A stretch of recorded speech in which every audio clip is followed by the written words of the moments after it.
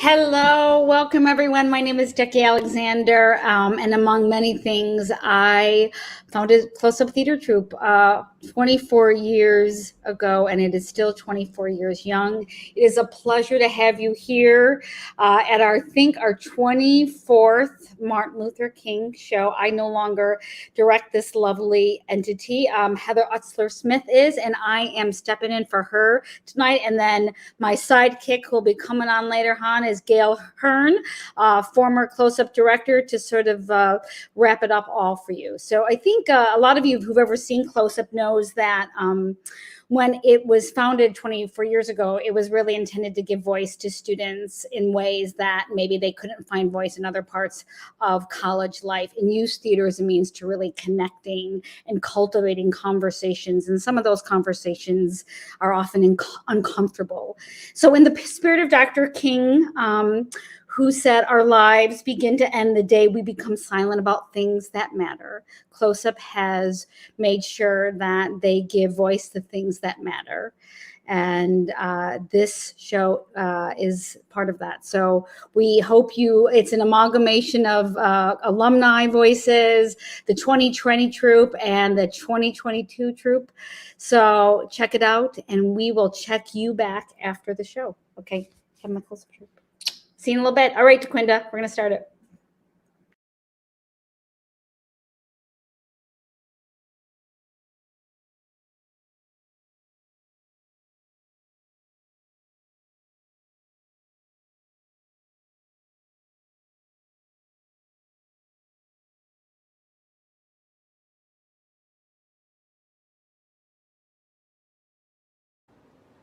How do we rise? How do we rise in a world filled with so much hate, where science and equality are still an everyday debate, where social movements are filled with hope and love, and yet we still see fear and hate? From social media, what's real? What's fake? How do we rise together? Is it as simple as just choosing love over hate? Using our privilege for the only thing it is good for, amplifying the voice of those unheard, spreading the truth. To rise together is to raise awareness of each other's struggle and also to raise heart to help combat that struggle. So how do we rise? It's not by judging someone based on their gender, their race, or sexuality. It's by getting to know people, loving them for who they are, and truly seeing the best in them. I rise each day to do the work my privilege affords me, to bring light to the systems that oppress brown and black bodies.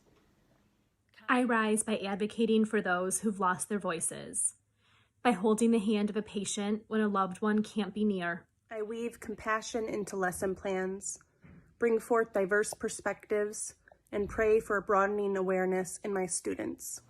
I believe we rise together towards a more just future when we stop seeing life as having winners, because for there to be winners, there must be losers. And how fair is it to everyone to predicate their success in life and their survival in life on whether or not they understand the rules to a game which have never been stated? I rise tiredly, carefully, excitedly, to joy, to hope, to the one person that made like 43 years of my life make sense. I rise to Cairo. Say cheese. And by teaching my children to choose kindness in a world that is not so inclined. Conversations with my kids about the challenges of others, reminding them that the world should not revolve around their little white selves. Growth does not always look like a spring awakening. And universally, I believe that we all have a deep desire to be fully known. Steady grows the deepening of roots. We rise as an example to our kids, to teach them to put power to their voice, using our privilege to raise activists. We rise so that our kids will help others rise. As a child of immigrants growing up on work ethic and leftovers, I spent too many years thinking that the former probably skipped me. A dream job? Yeah, well, I don't dream about labor. Looking through these strained eyes and white hair, it's clear it's the world that's in need of corrective lenses. And so I rise in the morning as the tinier footsteps beat me to an alarm, and I lend an ear because my folks have done that too many yesterdays ago, and my wife continues with todays and tomorrows. Todays are filled with Uno games and homework and pens to hold with, and far, far from the sandbox dirt I filled my throat with. My days are long, my years are short, and my responsibility or duty is to keep moving forward, always moving forward.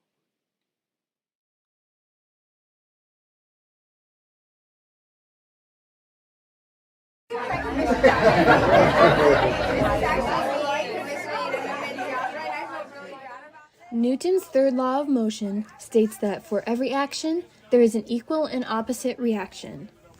Do it. Just do it. Say something. What if I accidentally say the wrong thing? But what if you don't? That joke was really not okay. Okay, but what if they get mad at me for causing drama? What if everyone gets mad at me for ruining the moment? If that's the case, so what? They're your friends. They'll move on. Maybe it isn't even about changing anyone's mind, but about other people hearing that what was just said isn't okay. Fine, but what if I'm not as educated as I think I am? Or what if they respond and I don't have an answer? It's not about fixing everything. It's about responding to this. I know, but they've always been like this. They're not going to change just because I said something.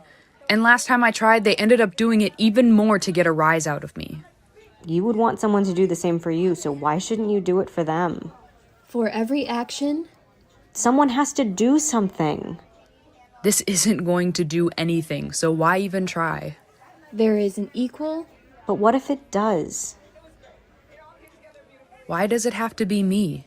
An opposite reaction. Why does it have to be me? What that law doesn't account for is that inaction is also a force. Inaction also has consequences. Not being the person who is actively causing harm doesn't negate the fact that harm occurs. Why does it have to be me? While we can point toward the action being someone else, the reaction, that's different.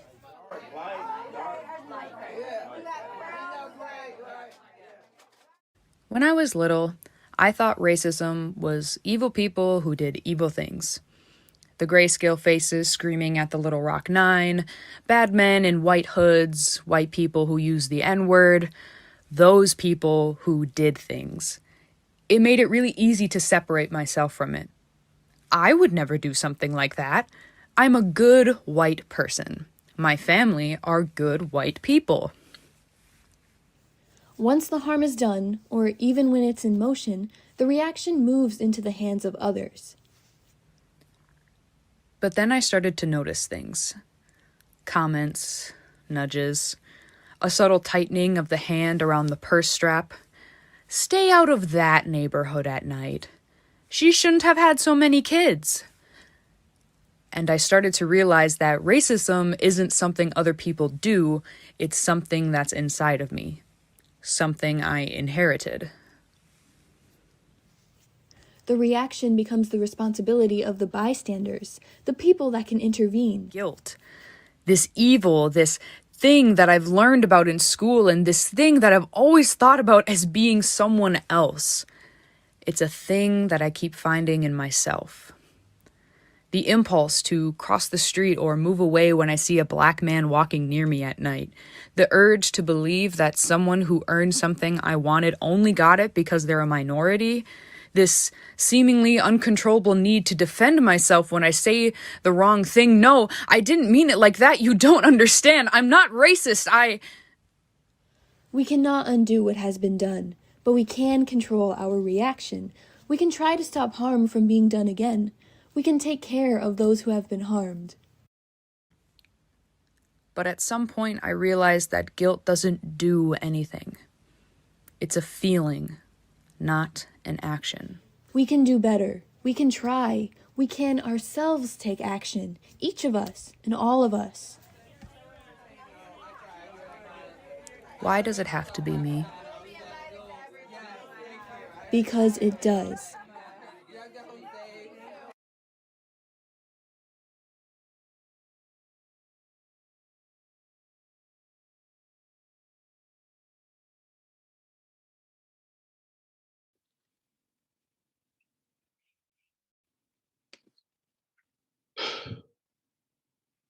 In the summer of 2020, after feeling trapped in my apartment for months because of the COVID-19 pandemic, after the murders of Breonna Taylor, George Floyd, and countless others at the hands of the police, after living in a constant state of fear, while living in a constant state of fear, I went to a protest in Detroit, Michigan. Now, going to protests, that wasn't a new experience for me. Actually, I went to my first protest before I had my first kiss, and that's like a weird thing to reconcile in my brain. But I knew the rules because my mom like drilled them into my skull from elementary school to middle school to high school to undergrad. Wear black, wear a face mask, drink water, bring milk, don't bring weapons, memorize your mom's phone number and Sharpie it on your covered arm, go with a group, do not get set, call mom, second you get home. It's weird because the rules I had to before to a test were similar but not the same rules I had to learn before driving the car, and those rules were similar but not exactly the same as the rules I had to learn before I was allowed to walk to school by myself. I feel like the only activity I was allowed to do before getting a set of rules was breathing.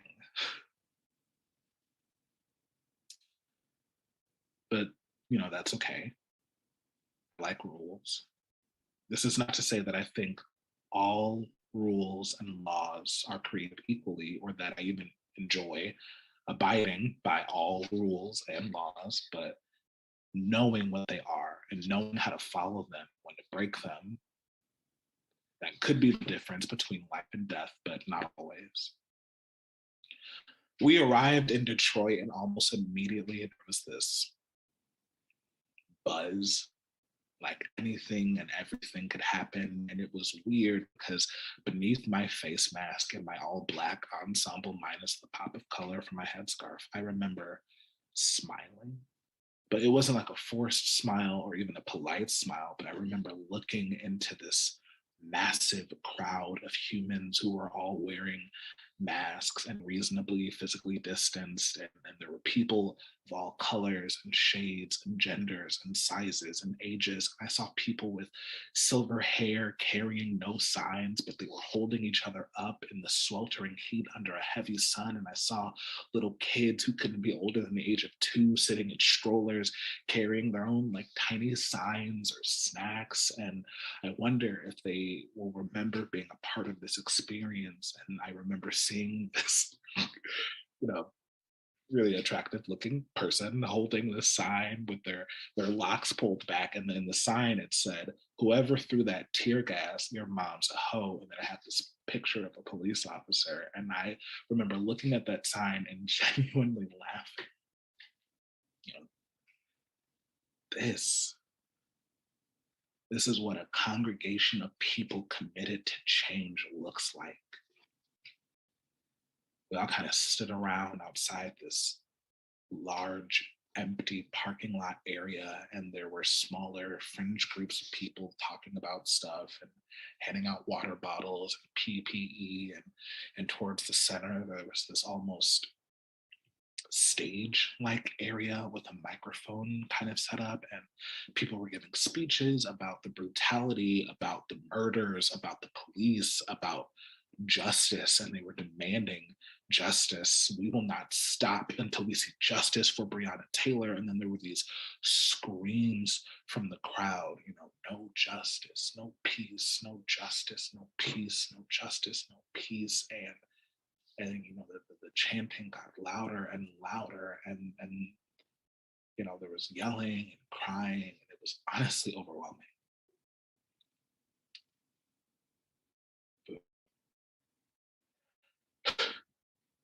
But it was also really beautiful.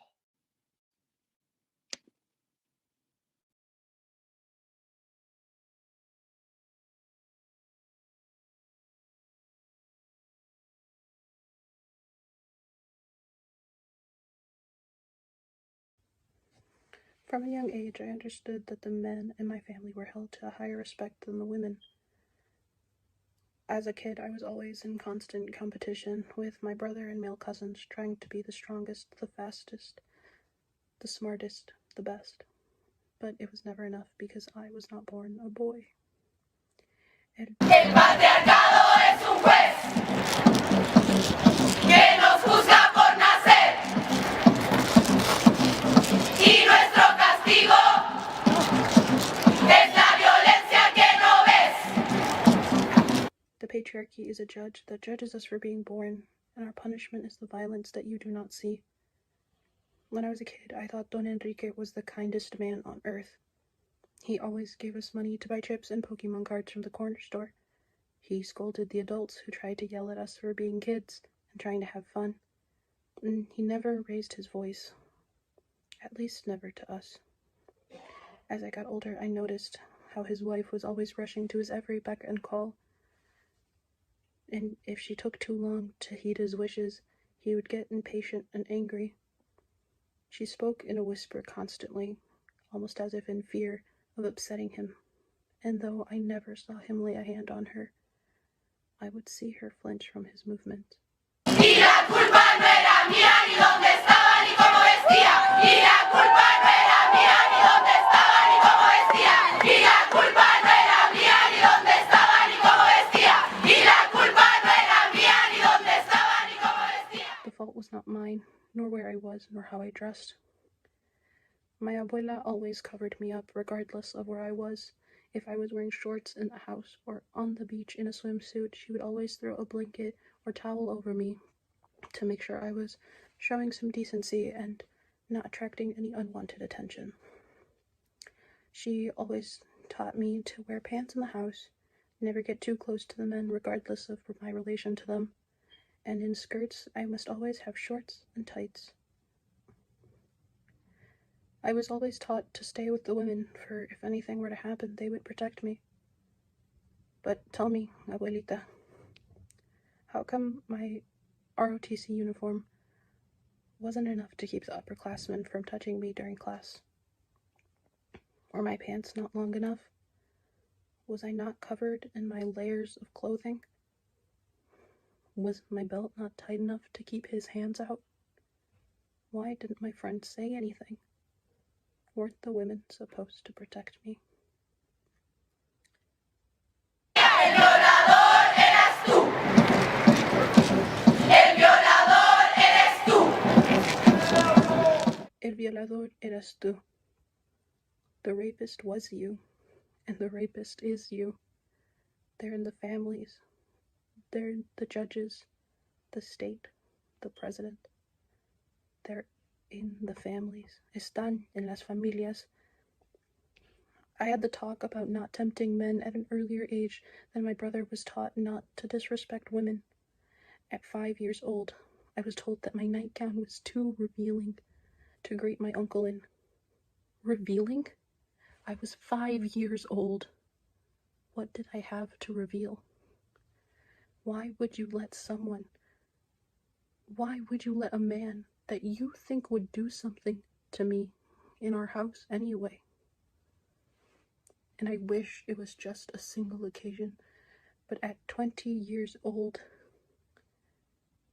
I was asked by my male relative to sit on his lap because he hadn't seen me in so long, and I had gotten so big,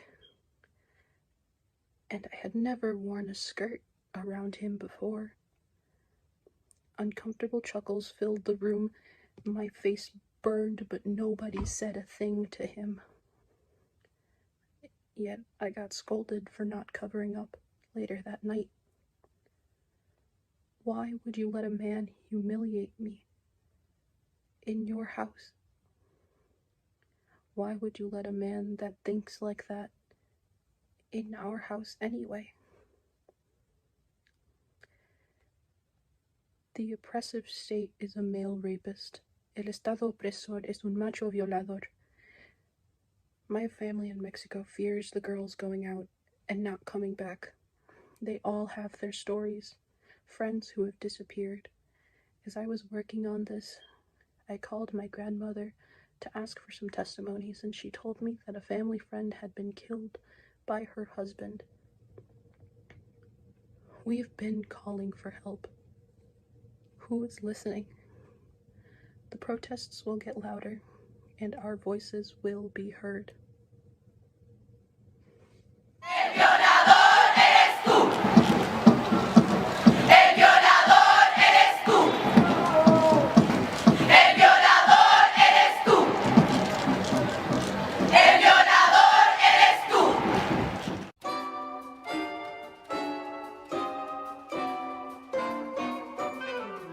Welcome aboard Ally Airlines, where your empty gestures get you where you need to go. As you enter the cabin, please store your personal baggage in any overhead bin you find available. No weight limit here in the performative class. Feel free to shove those bags on top of anyone. It's all about you here. Your stuff matters. At this time, we ask that you take a moment to post that BLM hashtag, change your profile picture to a black square, and like that post about systemic racism without actually reading it. This lets all your followers know why you're here with us today. While you're at it, let's take a second to engage in that whataboutism we know you're so good at. Post that meme where you equate the actual, tangible harms of racism with that uncomfy feeling you get when you're called a racist. We'll wait. Our flight attendants will be around to help you pat yourself on the back for being just so woke. We're expecting some mild turbulence on our flight today, but never fear.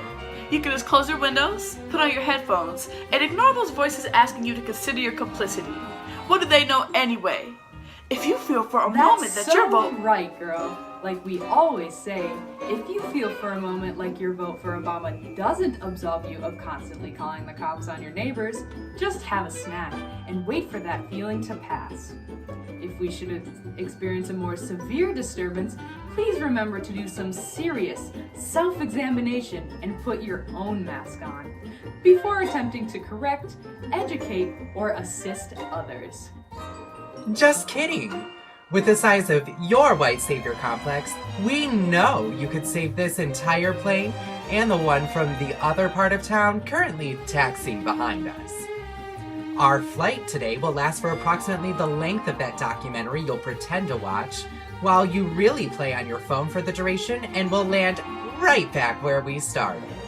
Thank you for joining us on Ally Airlines. We'll never ask you to donate, protest, stand up to your racist uncle, call out your parents, or think critically about how you benefit from white supremacy. Just keep doing what you're doing. You'll be just fine with us.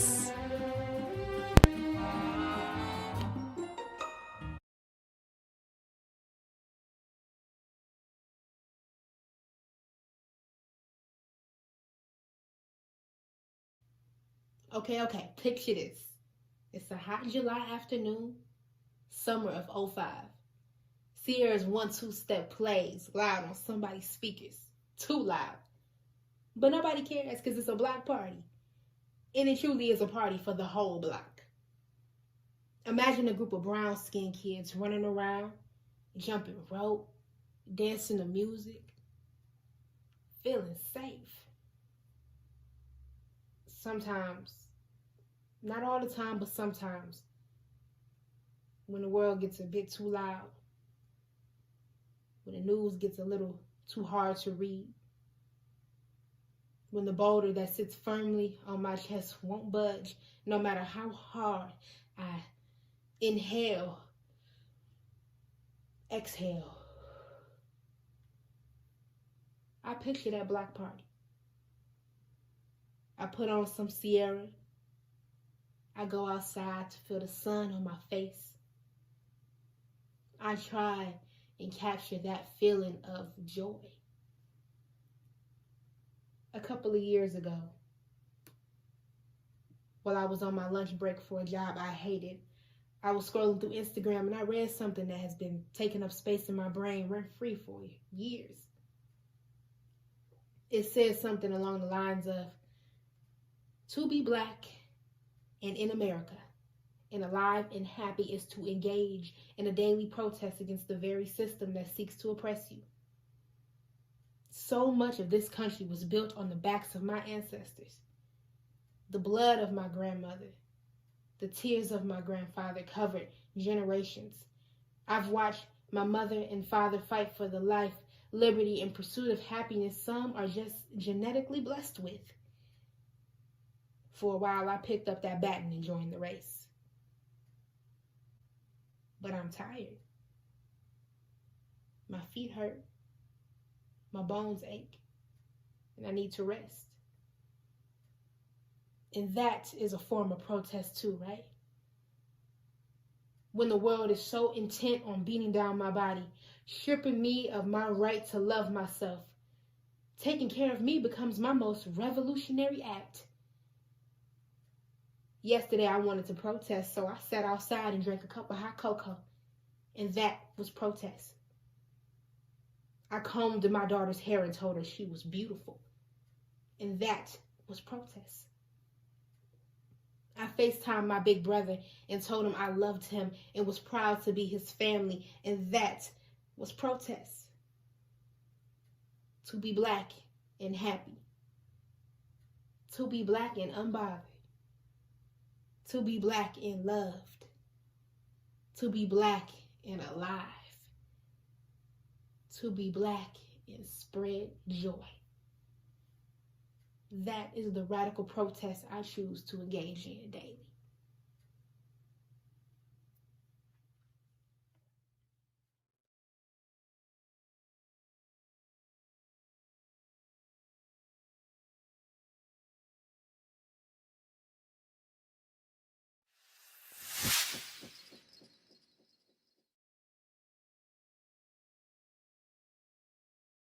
About the Klan. We are not anti-Catholic. We are not anti-Semitic. We believe in the white race. We believe that at this point in time that white Americans are being treated as second-class citizens, that the federal laws, the civil rights laws, have created a dual system of justice in this country, a set of federal laws that protects the interest of minorities and local and state. In these places, you don't get freedom peacefully. Freedom is never safeguarded peacefully. Anyone who is depriving you of freedom isn't deserving of a peaceful approach by the ones who are being deprived of their freedom. And when black people in this country come out from under the mental straitjacket that the Negro clergymen have placed them in and begin to see that the only way you can get freedom is to get it the same way the white man in this country got it. We are oppressed. We are exploited. We are downtrodden. We are denied not only civil rights, but even human rights. So the only way we're going to get some of this oppression and exploitation away from us or aside from us is come together against the common enemy. Who taught you to hate the texture of your hair? Who taught you to hate the color of your skin to such extent that you bleach to get like the white man? Who taught you to hate the shape of your nose and the shape of your lips? Who taught you to hate yourself from the top of your head to the soles of your feet? Who taught you to hate your own kind? Who taught you to hate the race that you belong to? So much so that you don't want to be around each other. You should ask yourself who taught you to hate being what God gave you. The white man is intelligent enough. If he were made to realize how black people really feel and how fed up we are without that old compromise and sweet talk. Stop sweet talking him. Tell him how you feel. Tell him what kind of hell you've been catching, and let him know that if he's not ready to clean his house up, if he's not ready to clean his house up, he shouldn't have a house. It should catch on fire and burn down. Rise up!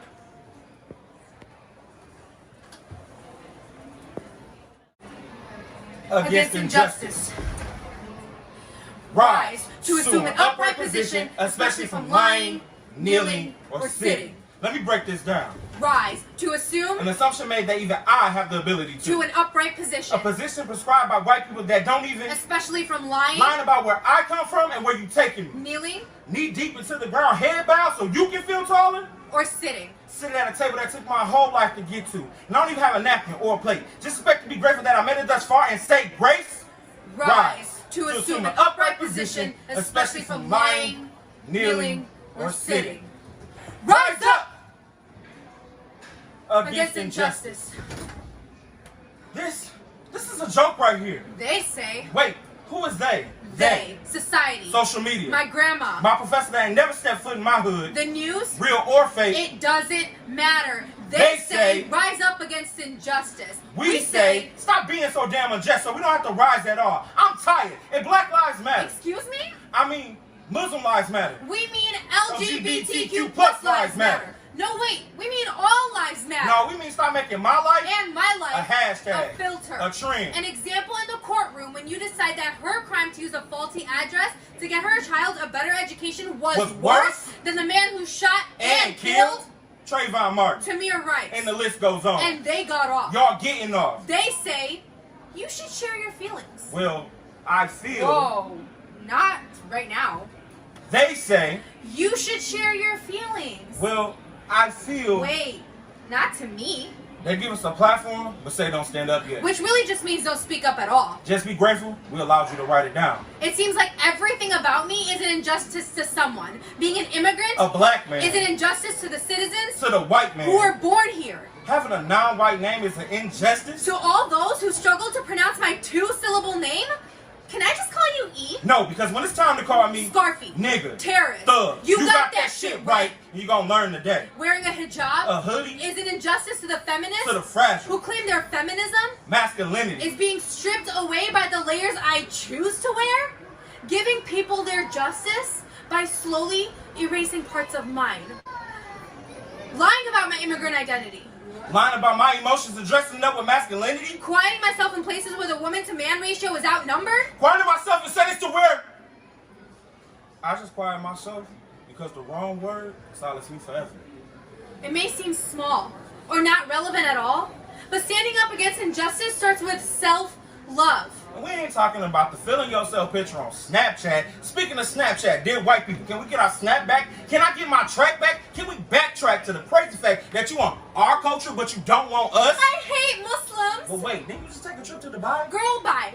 Can we please take a moment to reflect on that shit? Time's up. We know that justice for all means justice for most. Wait, who is you all? You. Me? Her. Them? The people in the front. My crew in the back. And it's about time that we realize that. The only way to stand up against injustice is to realize there is no justice. It's just us.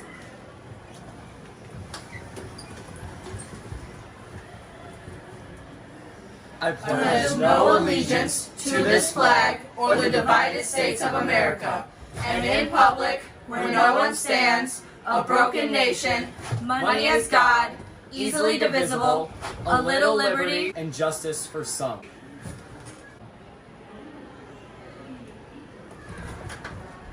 Complicated. And this is why we should rise. Yet I'll continue to stand for this country when this country decides to stand for me. I have a dream that one day this nation will rise up and live out the true meaning of its creed.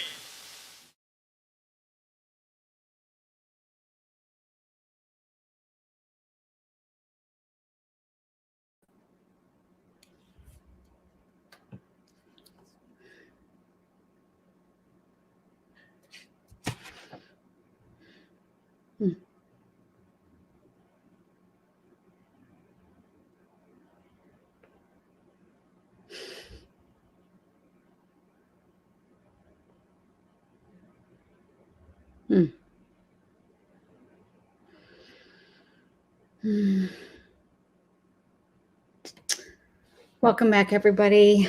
All right, give it up. So I want to give it up for old school and new school Close Up, and I want to thank you all for hanging out here with us tonight as we unpack and illuminate some of the theater you just saw. Some of those pieces were created specifically for and in the now, and some of them were created a couple years ago and just as relevant today. So I want to bring in my co-pilot, co-host, Gail Hearn. Hi. Yay. Hi, kitty cat. We're going to kick it with y'all and talk a little bit, unpack the work, and then we're going to bring in some other Close-Up members as well, former Close-Up members, people who've also worked, not just individuals you saw in the video, but also people who also wrote some of the work that you just saw as well. So that's a special treat. So, Gail, all right. What we'll do, I think what we wanted to do is we wanted to see if there's some questions in the chat and comments, and I think I need to get the comments up and to see. We have an awesome, incredibly credible, woo, go green, running together, of course, love that performance. And we have Hananea, who was also our co-director last year for COAS. Thanks to Hananea. Absolutely amazing. And Hannah making a cameo as well. But we'd love to absolutely get some questions from you guys, from all. If not, Gail and I will pose some questions. Yes, we will. So I think we should, so our theory of changing Close-Up since we launched it in 1997 was this idea that laugh, think, question, feel. Yep.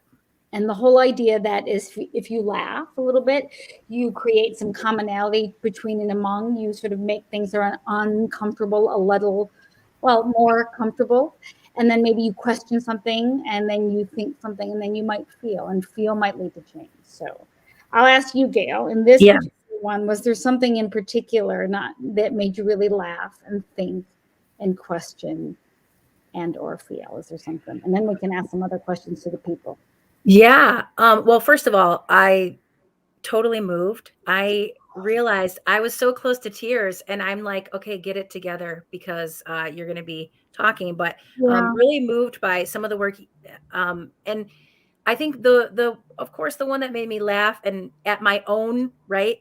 Yeah. Like is the Ally Airlines, I thought was hilarious. It also sort of spoke to, those moments when we, sort of forget that our privilege affords us to give a like or turn a cheek or, to be activists in the moment, but not necessarily have to live through that every day. And it's sort of just, it's a little bit of, right, that laughing, but also questioning, is that really funny? Well, and I think that's often what sort of our formula has been for like 20 years is that if you kind of use laughter to sort of, or to make, to reveal, I have a cat over here. So I'm gonna move the cat. Hold on, Cloud. Hold on. You went in front of the camera. It's the new cat. All right. Hold on. That's why I went downstairs. So I think that one of the things that we really did with laughter and humor is to reveal things that maybe you couldn't reveal. There was years ago, we had a piece that used sort of humor as a way to talk about kind of professional basketball. We equated it with the slave trade, and it was really controversial, and it was this uncomfortable laughter. And I think that's what the Ally Airlines piece does as well. It's funny, but is it funny? Yeah. Comfortable, funny. And you kind of want that laughter. And then you're like, should I be laughing at this? Yeah. Yeah. I would be curious from the folks watching, you can throw a comment in, what was something that really challenged you to think about your own experience? Was there anything out there that really had you sort of looking inwardly and challenged you? We'd love to hear that from people. If there's something in the comments, and I think they just come up. I think that's what it is. Yeah, I think it looks like it. I'm really tech savvy folk here. So lots of really positive comments, which we of course appreciate. But one of the reasons why we do this work is really to create that opportunity for dialogue and for folks to express, even if you want to share something that you connect to without a lot of detail, that's okay too. We'd love to hear your thoughts and ideas. Anna Rose said the Rise Up one, listening to it made me think a little bit. Yeah.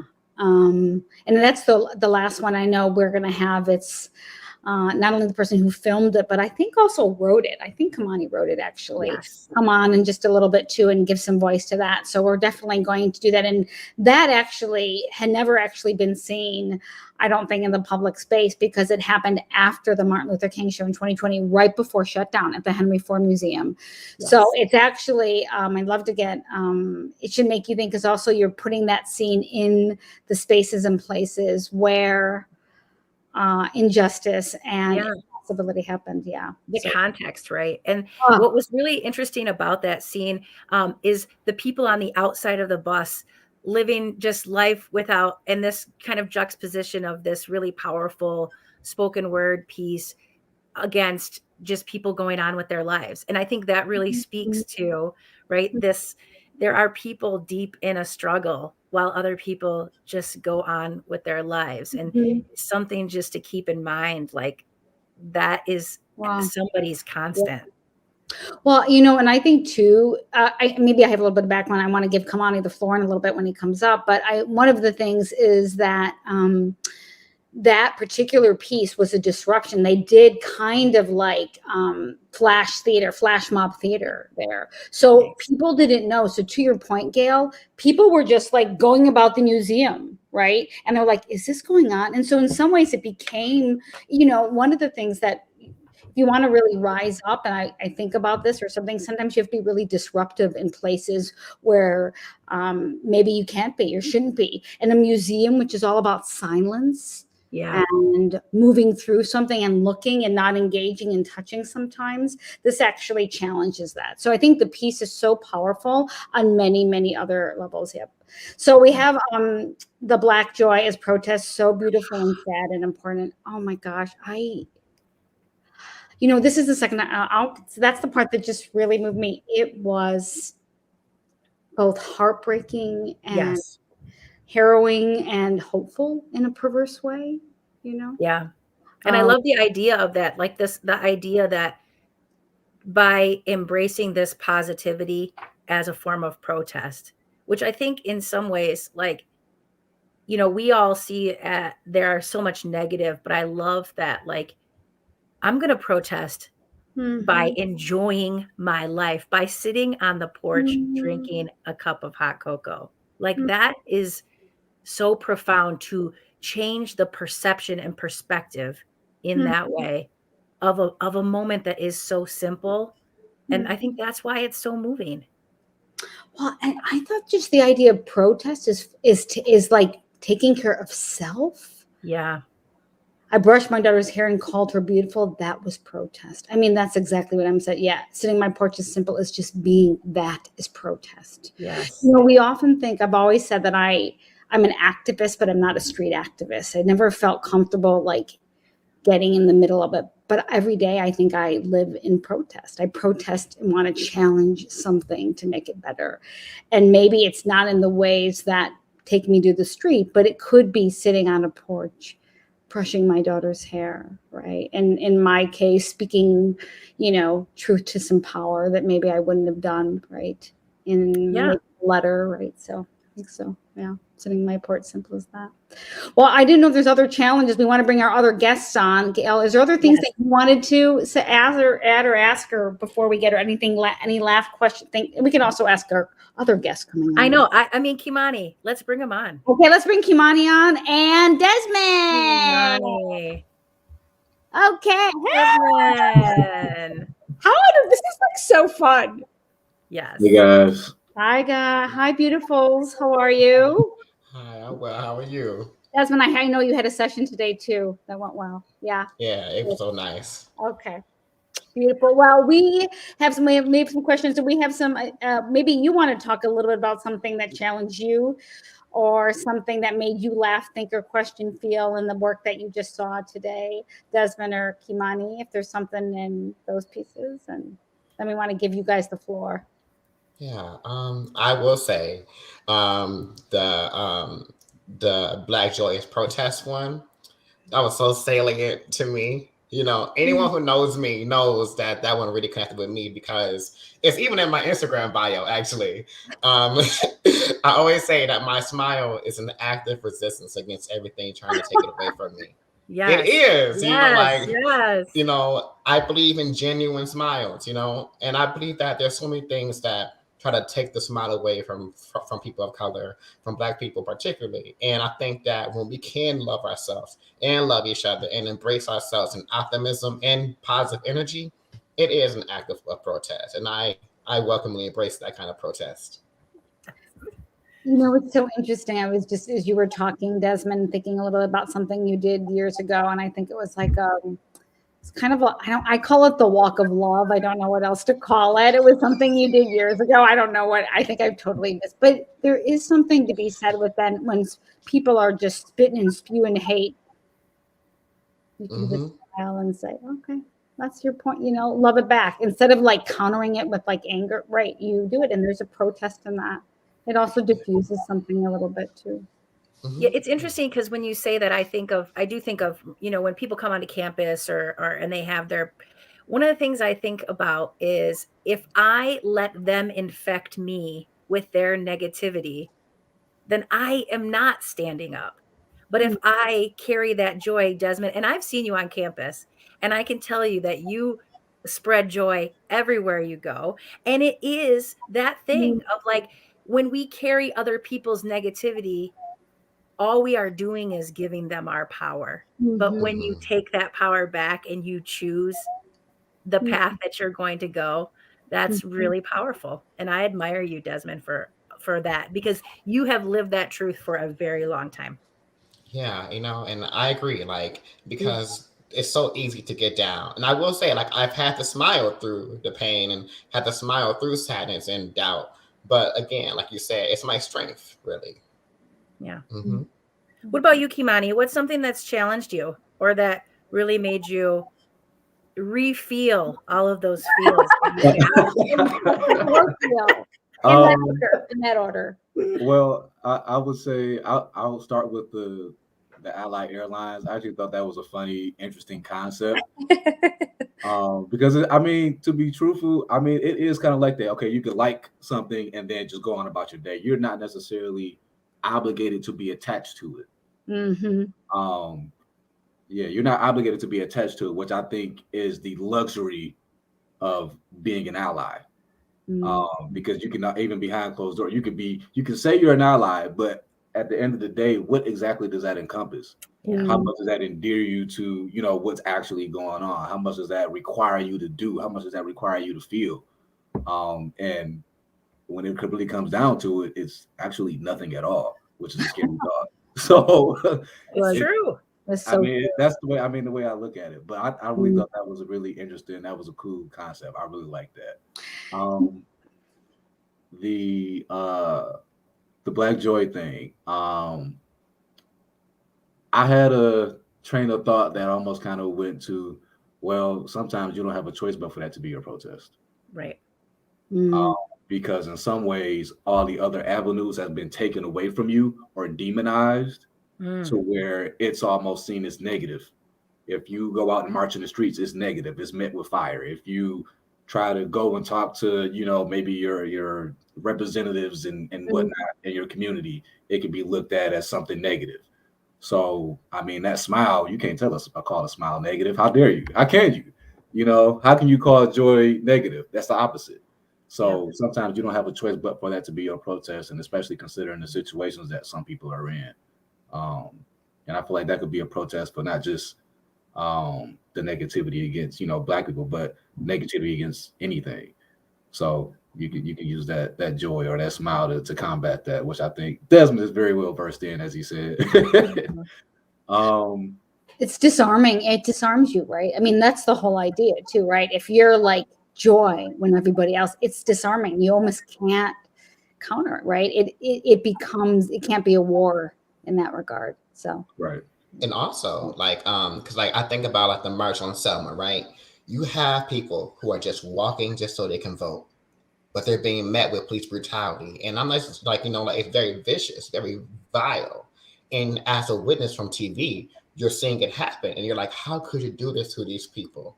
So that was the genius in how MLK's approach, right? When you are attacking something so innocent, it's is this who we really are?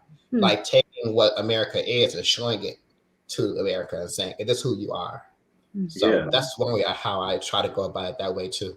It's almost like imagine when you bring up the March on Selma, I just imagine like, man, I wonder what it was like to see just if you brought it into today's time, hey, we're gonna do a march from here all the way to Selma, right? That'll be the news headline. Marching from here to Selma, they're going a long ways, whatever, right?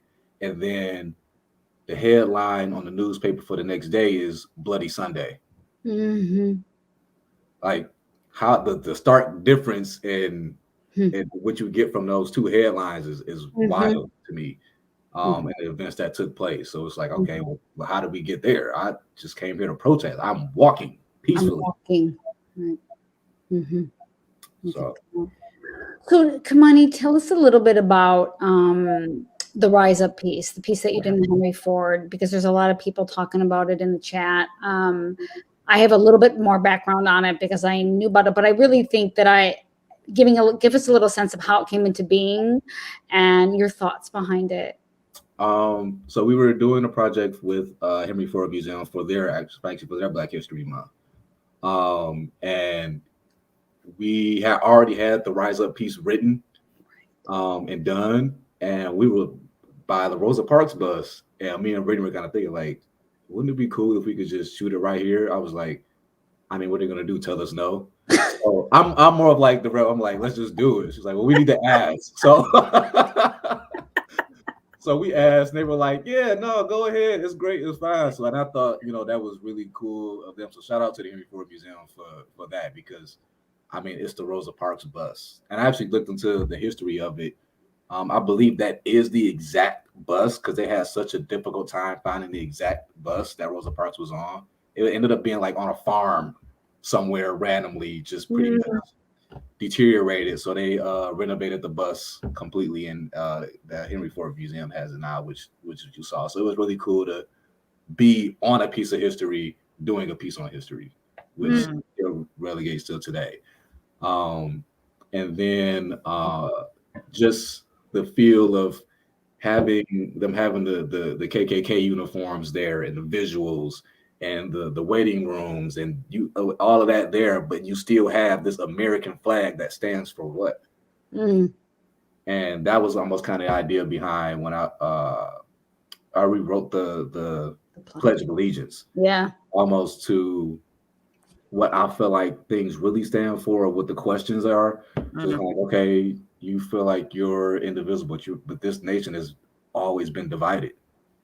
When has it really truly been a united, country? Everybody in it.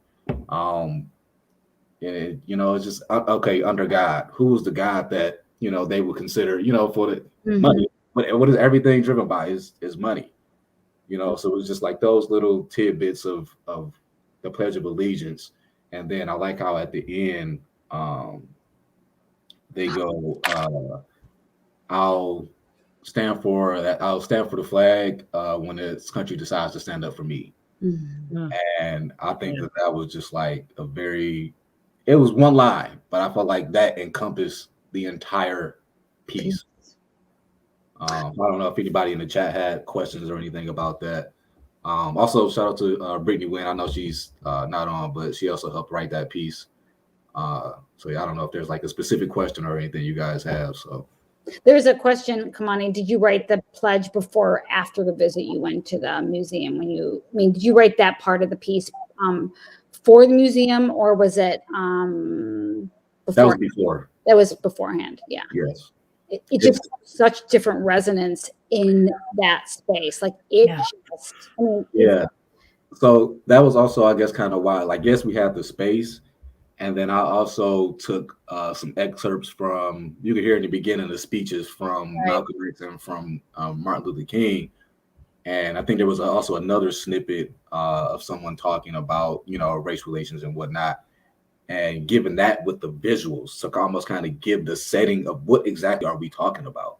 Why are we in this moment? But yeah, that when it comes to the pledge, though, that was definitely written beforehand. You know what? One of the lines somebody pointed out, and I think is the justice, just us. Just us. That line, it always hits me. I've seen this piece once before, but that line just hits me every single time. And I don't know, Kimani, if that was like, something that, when you wrote that, if you realize the power of that. I'll give a blanket statement on that, and you're probably gonna be like, but I mean, when I write, it's never really like this is gonna be the line that gets them. It's always like, all right, this is just right, and then people are like that line right there. So it's never like necessarily intentional. It's just more of You're just brilliant. You're just brilliant. So no, I just like to bring certain thoughts into a sentence. So when you bring a lot of thoughts into one sentence, that sometimes can happen, whether it be me who wrote it or B Win who wrote it. So I don't know. I almost kind of enjoy, I guess, the magic of that. So I think the best things that happen are always unintentional. I think that piece, now I think seeing it on a stage and then seeing it in the context of museum and like, artifacts of history, and the fact that no matter what, people couldn't rise. Like they would start and then fall. And I thought that had such different power in those spaces that not just it was too difficult in this time to rise, but also the society and the institutions make it really difficult for somebody for people to rise individually or collectively, that there's a start and there's a fall. I mean, it's interesting. I think in the order of the show, you have, you have a piece about hope and positivity and joy and protest. And then you have a piece about wanting to stand up and protest and how difficult it is back to back. And I was reminded the piece makes me uncomfortable because it's so visceral and true that no matter sometimes what you do, you can't rise. You might. So. Yeah, I was going to say, and even now, you look at people who spoke out during the summer of 2020 in letters or editorials who are now the backlash against educators who are being fired from their job because they're too political in their speech, especially a lot of Black male educators who had written or those words are now being used against them as supporting some radical, point of view. And it's fascinating and deeply depressing to watch this sort of like shift from 2020 and Black Lives Matter and those words being used now as a weapon. So speaking exactly to what, you were saying, you can't always stand up and protest because that's not afforded to you. That is not something that you have the opportunity really to do all the time. And I also think that we underestimate what we can do. Everything doesn't have to be a gigantic demonstration, right? Like I am a graduate assistant at the ECA, and I get to work with with high school students, and I take a very intentional position with my Black male students, and to let them know how much I appreciate them and how I want them to express themselves. That is a form of protest and a form of activism, because there's so many things are telling them the opposite, right? You have to be intentional in what you have. I think people get too distracted with, if I'm going to be an effective protester, I have to travel all the way down to Selma. It's like, no, you have a community right here who needs you. You don't need to be the next MLK or Malcolm X. You can be who you are and impact the people around you, because people need you here right now. And that's what I always try to remind myself. That what gets me out of bed in the morning. And it's Zoom now too. So So speaking of people who impact a lot of other people, Kamani, a question for you. What are you writing now and next? It's funny. I actually have Brad. I have Brad here. Brad, we craft. What's up, alum? It's actually, that's why that question is actually kind of funny. Because I'm actually trying to write more stuff with Brad here. Yeah, we're having our powwow. But actually, I am trying to transition to become more of a full-time creator, because I do a lot of other things. Yes, yeah, I know. We'll talk. Oh, good. But Okay. okay, Desmond, I see you sitting back. Let's not like you. No, you're not gonna sit act like you're not a creative as well, Desmond. Yeah, I'm calling you out. But I've actually just helped my friend Kendra Renee, who's actually also ex Close-Up, doing a movie called 20 Somethings. So look out for that soon. And then, which is not necessarily as conscious driven as Close-Up style writing is, but I am actually working on a lot more conscious driven stuff. So I don't want to speak too much until before it's actually done and like out and produced. So yeah, there will be more, a lot more. So You wrote this summer though. You had some stuff this summer too. That yes, for LSU for their we had an LSU gig, Louisiana State. Kimani wrote some transformational work to that community, right? Particularly, so really giving voice to people who haven't had it. So, well done, my friend. Shout out to LSU. That was amazing. Love that show. That was pretty good. Yeah. For people that don't know, we took some of it. We got some. We're asked to create some work in Louisiana, so went down there because it's COVID. So you go down places where there's a lot of COVID, and then you perform. But anyway, they did. It was amazing.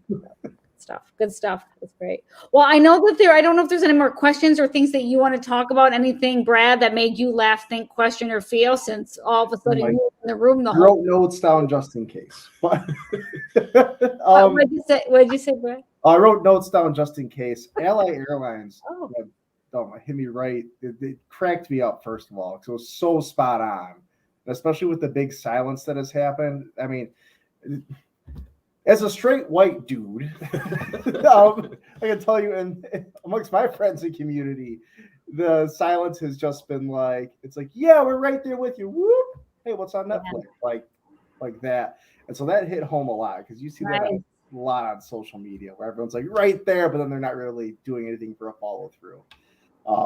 Black Joy was great to see. It's something it hit me in a different way because it's something I never really thought about before, which is like, live a privileged ass lifestyle. But when I saw that, it really hit me right in the feels. It was incredible. And obviously the last piece was great. But Kimani's right. He's got big enough ego. But First of all, I love the fact that Brad took notes. That's really the most amazing part of this. Very Brad of him, right? That's good. Well, we have a thank you from Ellen. We have some Rosita Steen. A lot of people said thank. We had Professor Rich talked, and I want to say that Heather, our lovely director, who's the director right now, she would love to be here. She is, like a lot of people, not feeling so good these days and was not able to be here. So I'm so glad our team alums, Gail, amazing Gail, who teaches AMU, director, former director of Close-Up, Kimani, former director, co-director of Close-Up, Desmond and Brad, performers of Close-Up. And then we had all the alums that came in at the top end. Old school alums, they're like 20 years old. They're like, I was like, boy, they're great. I'm like, they are great. I was like, yeah, they look great. They're great, but they're speaking some truth. And it was so beautiful to see them. So I want to thank them for putting that together on such short notice so we can bring a whole bunch of voices to you at our annual event. Is there other things that you want to add, Gail? What do we other?